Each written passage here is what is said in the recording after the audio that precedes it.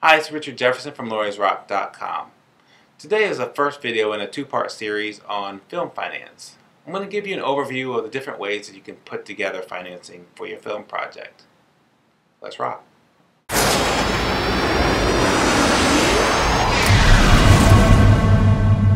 Today I'm going to go over some methods used to raise funds for film projects.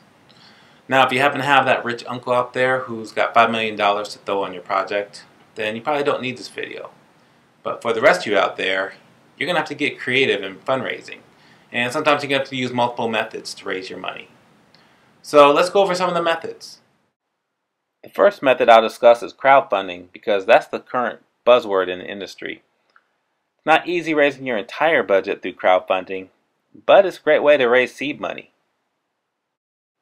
You can raise the initial funds for things like the formation of your LLC or corporation that's going to hold your project, script options, maybe give talent some money to attach, or create a private placement memorandum, which is going to allow you to raise the big money for your budget.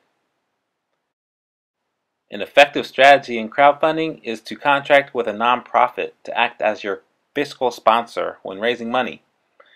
This makes your project much more attractive because many of their issues related to investing in a for-profit project, which is likely what you want to do because you're going to want to make money with your movie, those can be avoided.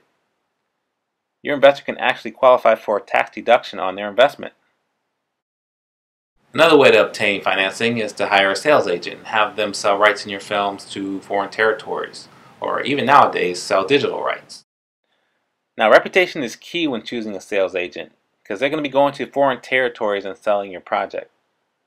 You also want your sales agent to be known and well respected by the specialty banks that lend on foreign rights.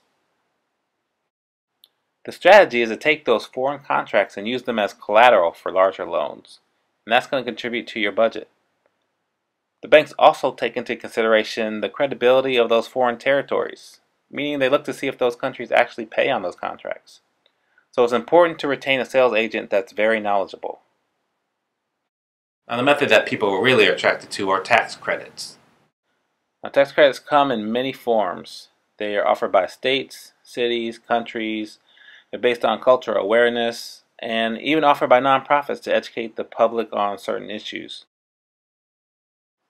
There are companies that loan against these tax credits that again can help contribute towards your budget.